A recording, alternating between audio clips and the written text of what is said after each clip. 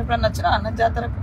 చాలాసార్లు వచ్చినా, అంటే చిన్నప్పటి పెద్ద జ్ఞాపకం ఎక్కువ లేదు, కానీ ఎంపీ అయినాక తెలంగాణ ఏర్పాటు కావాలని మొక్కి 2013లో అప్పుడు అనేక సార్లు వచ్చినాక ఒక మాట ఆగుతున్నది. 2014లో తెలంగాణ బిల్ ఫిబ్రవరి 13 రోజు పార్లమెంట్ ఇంట్రడ్యూస్ అయ్యే రోజే సేమ్ డే వనం నుంచి దేవతలు కిందికి మన గద్దెల కాడికి వచ్చారు అనేది లెక్క కరెక్టేనా? కాదు, అంటే మనం 60 ఏళ్ళ నుంచి జనం ఎట్లయితే తెలంగాణ కావాలి తెలంగాణ అంతకుముందు కూడా ఎవరు వచ్చినా బెల్లం ముద్దలు పెట్టుకొని జై సమ్మక్క సారలమ్మ జై తెలంగాణ శివరాత్రి ఉంటే కూడా వచ్చేది. ఆ తర్వాత నేను అక్కడ అప్పుడు ఎమ్మెల్యేగా ఉన్నా 2009 నుంచి 14 వరకు.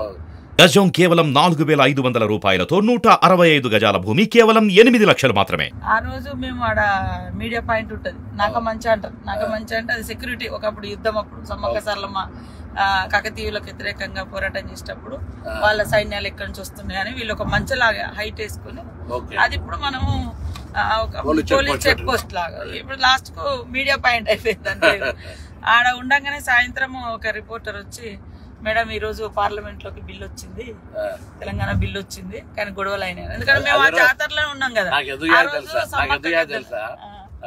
అదే రోజు స్పీకర్ అడ్డం నిలుస్తున్నాం మేము, బిల్లు పెడుతున్నంటే మొత్తం రాజగోపాల్ ముందు నుంచే బిల్లు పెట్టనీయం అంటుండే. ఎట్లా పెట్టనీయరు ఏంది అనే దాని మీద మేము మొత్తం ఎంపీలు అందరూ స్పీకర్ కు హోమ్ మినిస్టర్ అడ్డం నిలబడ్డాం కదా, పెప్పర్స్ కొట్టిన. అందుకే ఆ రోజే అమ్మవారు వచ్చి మాకు, ఎందుకంటే తల్లి అమ్మవారిని విశ్వాసం బాగా నుంచి కూడా అమ్మవార్లను మొక్కుడు, మన జనరల్ గ్రామ దేవతలు వీకర్ సెక్షన్ కాబట్టి బాగా ఎక్కువ విశ్వాసం కదా. సో అదే రోజు నాకు తెలుసు పెప్పర్స్ కొట్టడం మనం బచాయించడం అనుకుంటున్నాం. మేమంతా బచాయించడం బిల్లు ఇంట్రడ్యూస్ అయింది ఆ రోజు, అది చరిత్ర. అమ్మలు కూడా మాకు కూడా చాలా అంటే ఆ బిడ్డలుగా తర్వాత ఆ ప్రాంతం గారే మన దేవుడి మొక్కు చాలా మంది మొక్కుకున్నారు. ఆ మొక్కును ఈ దేవతలు జనంలోకి వస్తూ వస్తూ అజ్ఞాతంలో ఉన్న 60 ఏళ్ళ బిల్లును పార్లమెంట్ లో ప్రపంచం ముందు పెట్టారు. అక్కడున్న తల్లి సోనియమ్మ కూడా వాళ్ళిద్దరు కూడా ఉండే, సరే కూడా చేసింది. వాళ్ళిద్దరు మన మీరా కుమార్ గారు, సోనియమ్మ, సుష్మా స్వరాజ్. అట్లా చాలా చాలా అంటే మహిమలు ఉన్నది అనడానికి అదొక నమ్మకం. చాలా మంది ఇంతమంది ఆఫీసర్లు అక్కడ పనిచేస్తారు కదా, ఎవ్వరికేం కాదు, అందరు మంచిగా అంటే సంతోషంగా మళ్ళీ అందరు ప్రమోషన్లతోటి ఆనవాయితీగానే వస్తున్నది. ఇన్ని లక్షల మంది ఒక దగ్గర వచ్చి ఉండడం, ఆ 3 రోజులల్లా ఇంత బ్రహ్మాండంగా ఉండడం నిజంగా ఒక ఎన్ని లక్షల మంది వచ్చి ఇంత జరిగినా ఎటువంటి ఇబ్బంది లేకుండా, పెద్ద అంటే తప్పు జరిగిందనో లేదా అటువంటి ఏం లేకుండా పోతుంటది కదా. చాలా కానీ అమ్మవారి దయ తప్ప అది ఎవరో మనందరం గొప్ప ఏర్పాట్లు ఇవన్నీ వేస్ట్, ఇవన్నీ అంత. అందుకే ఇప్పుడు ఇలా కొత్తగా మేము మన ప్రభుత్వం రేవంత్ రెడ్డి గారు ముఖ్యమంత్రి అయినాక మనం అందరం కూడా మన 6 గ్యారంటీలలో మహిళలు బస్ ఫ్రీ ఇచ్చినాక నేను కొంచెం భయపడ్డా. ఇంతమంది ఇప్పుడు రోజు 30 ఎంత జరిగింది అనుకుంటారు, 14 కోట్లు దాటిపోయింది. అట్లా రోజు సంఖ్య మహిళలు పెరుగుతా ఉంది. అయితే ఈ సమ్మక్క సారక్క చేస్తే బస్సులు మేనేజ్మెంట్ అయిద్దా కదా భయపడి మీటింగ్ రోజు ఏం చెప్పినా, చూడు దేవాలయం కార్యక్రమాలు నిర్వహించేది ఒకరైతే, వచ్చిపోయేటోళ్ళకి జనానికి సంబంధించి ఒకరైతే, బస్సుల నిర్వాహకులు ఒక స్పెషల్ ఆఫీసర్లు పెట్టి క్రౌడ్ మేనేజ్మెంట్ చేయకపోతే ఇబ్బంది అవుతుంది. రేపు ఒక్క బస్సు ఎక్కడైనా ఇబ్బంది టైర్ వాళ్ళకి, ఇప్పుడు అదంతా నేచర్ గా టైర్ కి ఏమైనా అయింది అనుకో, బస్ అయిపోయింది మొత్తం ఎంత కిలోమీటర్ ట్రాఫిక్ అవుతుంది. మధ్య మధ్యలో ట్రైన్లు పెట్టడము ఇటువంటి వ్యవహారం చేయకపోతే నడుతుందని మనం ఎలా జరుగుతుంది. మీరైతే ఫస్ట్ మీ శాఖ నుంచి మహిళలకు బస్ ఫ్రీ కాకుండా ఇప్పుడు జాతరకు కూడా నాకు డౌట్ ఉండే, అసలు మరి ఇస్తారా ఇయ్యరా ఎందుకంటే క్రౌడ్ ఎక్కువ ఉంటది, మేనేజ్ చేయడం కూడా కష్టమే. బస్సులు కూడా మనకు సరేరా అంత గతంలో చూస్తే ఆ బస్సులను పట్టించుకునేది లేదు, రిపేర్లు లేవు, అని ఆగమాగా ఉన్నాయి. ఆర్టీసీ కొద్దిగా సరే పేమెంట్ అదేంటి ఫైనాన్స్ మినిస్టర్ డిప్యూటీ సీఎం గారు కానీ లేకపోతే ఆర్థిక శాఖ వాళ్ళంతా ఎప్పుడప్పుడు చేస్తారు. ఎందుకంటే మహిళలంతా హ్యాపీగా ఉన్నారు, వాళ్ళకి ఎక్కడికైనా ఫ్రీ అవుతుంది. ఇంకోటి ఏంటంటే ఇవన్నీ ఎక్కడికన్నా ఊరు నుంచి పక్కకు పోయి డిమార్ట్ లో షాపింగ్ లో మాల్ కొనుకొచ్చుకుంటున్నారు. రెండోది దేవాలయాలు విపరీతమైన రష్ పెరిగింది. బంధువులు తల్లి గారిని చూడడానికైనా, బిడ్డ దగ్గరికైనా, హాస్టల్ దగ్గర పిల్లలకి అసలు మామూలుగా ఫ్రీక్వెన్సీ పెరగలేదు. వాళ్ళందరూ కూడా హ్యాపీ. నిజంగా మనం ఏదైతే మాట ఇచ్చినామో, నేనైతే ఎన్నికలప్పుడు చెప్పినా నా తెలంగాణ అక్క చెల్లెలకు అత్తగారింటికైనా అవ్వగారింటికైనా వియ్యపురాలు భోజనం పెట్టినా పోతా అంటే బస్ ఫ్రీ అన్న చూడు. దాంతో చాలా పెద్ద ఒక జరిగింది. మనం మళ్ళా గ్యాస్ కూడా అనేది మహిళలకు సంబంధించి చాలా పెద్ద ఆర్థిక భారం నుంచి బాగా కరెంటు బిల్లు కూడా వాళ్ళే కడతారు. కరెంటు బిల్లు 3000 అంటే అసలు మహిళలు అయితే అసలు ఇంకా వాళ్ళు మనల్ని కాంగ్రెస్ మనం ఇలా అదృష్టం మన అందరం ప్రభుత్వంలో ఉన్నాం. ఒక మహిళ చెప్తున్నారు, ఉమెన్ గ్రూప్ స్వయం సహాయక సంఘాలలో మన ఇంద్రవెల్లిలో మీటింగ్ పెట్టినాం కదా, వాళ్ళకి నెలకు 4 నుంచి 5,000 మిగులుతున్నాయట. అంత ముందు భారం ఉండేది. ఎందుకు అంటే మేము బస్ ఫ్రీ ఎక్కుతాను, వేరేకి వెళ్ళిపోతే బస్ ఖర్చు వచ్చేది. ఆ బస్సు కిరాయి కట్టకుండా మేము ఏడికి పోయినా కూడా పని చేసుకొని వస్తాను. మహిళా సంఘాలలో కూడా 4 నుంచి 5,000 భారం మాకు తగ్గింది మీ గవర్నమెంట్ వచ్చిన. చదువుకున్న పిల్లలక్క నేను నిజామాబాద్ మనం సడన్ గా 6 బస్ స్టాండ్ కైనా 330 రూపాయలు టికెట్ మంచి పోతుంది వస్తుంది. వీక్లీ ఒకసారి అవసరమైతే 2-3 రోజుల కోసం వేస్తున్నాను. అంటే చాలా కన్వీనియంట్ జరిగింది. 500-600 ఉన్నది బస్ కిరాయి వాస్తవానికి, గతంలో పెంచేసారు. ఇప్పుడు ఎందుకే సమ్మకు కూడా ఏర్పాట్లు బాగా చేయాలని మనం బస్సులకు సంబంధించి దాదాపు 600 బస్సులు పెట్టి మేనేజ్మెంట్ కూడా స్టాఫ్ మా ఎండి గారు కూడా చెప్పినాం, మా సెక్రటరీ కూడా అందరు మొత్తం అసలు అంటే అందరు వస్తారు. అన్ని రకాల ఏర్పాట్లకు ఎక్కడ ఇబ్బంది లేకుండా చేయాలని గవర్నమెంట్ కూడా అటువంటి ఆలోచనతో మనం కూడా అందరం చేస్తున్నాం. కాబట్టి ఆ సమ్మక్క సారక్క కార్యక్రమంలో భగవంతుని అందరూ ఇంకోటి ఏంటంటే గొప్ప విషయం ఏంటంటే మనం ఈసారి అందరూ కూడా ఖచ్చితంగా ప్రతి తెలంగాణ బిడ్డ ఇంటికి మనం బంగారం అంటే బెల్లం ఏదైనా ప్రసాదం పంపాల్సిందే. ఆ కార్యక్రమంలో మనం తప్పకుండా నిర్వహించాల్సిన అవసరం ఉంది. అది ఎంతరన్నా కానీ మనకు అన్ని గ్రామ సేవకుల ద్వారా అవసరమైతే ప్రతి నెట్వర్క్ ఉంది. అందులో పంచాయతీరాజ్ డిపార్ట్మెంట్ కావచ్చు, లేకపోతే మనం ట్రాన్స్పోర్టేషన్ కూడా మా ట్రాన్స్పోర్ట్ వ్యవస్థ ఉన్నది మా దగ్గర ఆర్టీసీ. మేము ఇంకోటి ట్రాన్స్పోర్ట్ లో గూడ్స్ పెట్టాం కదా. సో మనం అందరం పంపుదాం తప్పకుండా. మనం భగవంతుడు మనం గ్రామీణ దేవతలు కాబట్టి ప్రకృతి మించింది అంటే ఊరూరులో ఉండే దేవతల నమ్మకాలను ఆ నమ్మకాలు ప్రజలకు ఇంకా బలంగా ఉన్నాయి. ఒక అంటే వాళ్ళ ఆదివాసీ బిడ్డలు ఆదివాసీ సమాజం అప్పుడు ఇబ్బంది పడ్డది. అప్పుడు వాళ్ళకు అప్పుడున్న రాజులకు వ్యతిరేకంగా పోరాటం జరిగింది. కానీ తల్లి బిడ్డలు అంటే కదా. అవును, తల్లి బిడ్డలు జనరల్ సమ్మక్క సారక్క అంటే సినిమా కానీ లేదా బయట కూడా ప్రొజెక్షన్ తప్ప అసలు సమ్మక్క సారక్క అక్కయ్యలు సమ్మక్క సారక్క తల్లి బిడ్డలు జరిగిన పోరాటంలో జరిగిన వ్యవస్థ అసలు ఏం చెప్పు అంటే అప్పుడు 13వ శతాబ్దంలో కాకతీయులు పరిపాలించారు మన ఏరియా. అటు కూడా మన గోదావరి ప్రాంతం అంతా కూడా వాళ్ళ కంట్రోల్లో ఉండే. అంటే కప్పం కట్టం అనేది అంట పన్నులు వేస్తే అప్పుడు 7 సంవత్సరాలు కరువు.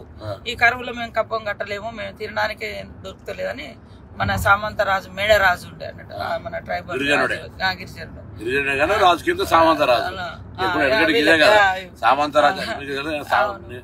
సామంతరాజులు జమీందారులు జాగీర్దారులు 1947 స్వతంత్రం రాకముందు అంతా కూడా వాళ్ళది రాజ్యం.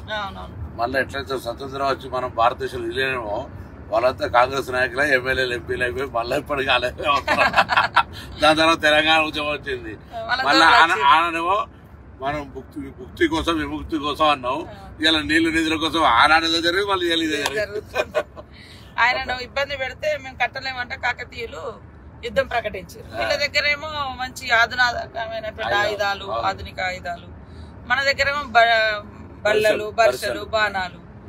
అట్లా కూడా పాపం యుద్ధం చేసిర్రు. ఆ మంచ కాడికి వచ్చినాక వెనక నుంచి కాకతీయ సైనికుడు వెనక నుంచి సమ్మక్కను బర్షతో పొడిస్తే ఆమె గుట్టలకు వెళ్ళి ఆ చిలుకల గుట్టలో అదృశ్యం అయిపోయింది. ఇంకా కనపడకుండా ఆమె వాడిన వస్తువులు దొరికినాయి. అట్లా ఆమె దొరకలేదు, అట్లా దేవతగా మారింది. ఇప్పుడు ప్రతి 2 సంవత్సరాలకు ఒకసారి గుట్ట మీద నుంచి కుంకుమబర్ణి రూపంలో ఆమె వస్తువులు తీసుకొచ్చి ప్రతిష్ఠింపజేస్తారు. ఆ 4 రోజులు, ఆ 3 రోజులు గద్దెల మీద ఉంటుంది. ఆ తర్వాత మళ్ళీ శనివారం రోజు జాతర ఏ వారం అన్నా రాని, బుధవారం స్టార్ట్ అవుతుంది, శనివారం నాడు ఎండ్ అవుతుంది. అది ఏ తారీఖు అన్నా కానీ ఏ నెలన్నా కానీ. వారాలు మాత్రం బుధవారం నాడు సార్లమ్మ వస్తుంది గద్దెల మీదకి, బేస్తవారం నాడు సమ్మక్క వస్తుంది, శుక్రవారం నాడు అందరు దేవతలు ఉంటారు. పగడిద్దరాజు, గోవిందరాజు. గోవిందరాజు ఏమో సార్లమ్మకు భర్త, పగడిద్దరాజు ఏమో సమ్మక్కకు భర్త. సమ్మక్క సార్లమ్మ తల్లి బిడ్డ, జంపన్నేమో కొడుకు, సమ్మక్క కొడుకు. అక్కడ ఆయన వాగుకాడ సెక్యూరిటీగా ఉంటాడు. అంటే అక్కడ ఉంటే ఆయన అంటే సైన్యాన్ని ఆపలేక అవమానంతో అట్లా పడి చనిపోయింది అనేది ఒక కథ. అంటే ఆ వాగుంది కదా జంపన్న వాగు గురించి, అక్కడ దాని పేరు ఒకప్పుడు సంపెంగి వాగు అని ఉండినట. ఆయన చనిపోయింది కాబట్టి ఆయన పేరు మీద జంపన్న వాగు అని వచ్చింది. ఇప్పుడు కూడా మనకు 21వ తారీఖు నుంచి 24 వరకు ఉంటది. ఓకే. 21 నాడు సార్లమ్మ వస్తుంది గద్దె మీదకి, 22 నాడు సమ్మక్క వస్తుంది, 23 అందరు దేవుళ్ళు ఉంటారు, 24 సాయంత్రం మళ్ళీ 4 గంటలకు మళ్ళీ యథావిధిగా చిలకల గుట్టకు సమ్మక్క వెళ్తుంది, కన్నెపల్లికి సార్లమ్మ వెళ్తుంది, గోవిందరాజు అక్కడ కొండాయి విలేజ్ వెళ్తారు. మళ్ళీ అక్కడ వాళ్ళకు గుడులు ఉంటాయి, అక్కడ గుట్టలలో ఏ వంశస్థులు ఆ వంశస్థులు. మళ్ళీ ఇది అయిపోయిన తర్వాత నెక్స్ట్ జాతర కూడా ఊర్లలో మళ్ళీ చేస్తారు, తిరుగువారం జాతర. ఎదురు పిల్లలు ఇచ్చుడేమో ముందు వారం, ముందే వచ్చే వారం బుధవారం, బుధవారం. చాలా మంది మన తెలంగాణలో అందరు కూడా జాతరకు ఉన్నదంటే ఖచ్చితంగా వేములవాడకు వచ్చి ఇక్కడ మొక్కులు తీసుకుని అక్కడికి వస్తారు. మొన్న మేము కూడా మా అమ్మ నాన్న అంతా ఫ్యామిలీ అంతా ఫస్ట్ ఆడికి వచ్చారు, ఆడికి పోయి తర్వాత ఇక్కడికి పోవడం మన శివరాత్రి జాతర. అసలు వేములవాడ మామూలు ఇవాళ సోమవారం కదా, లక్షల మంది ఉంటారు.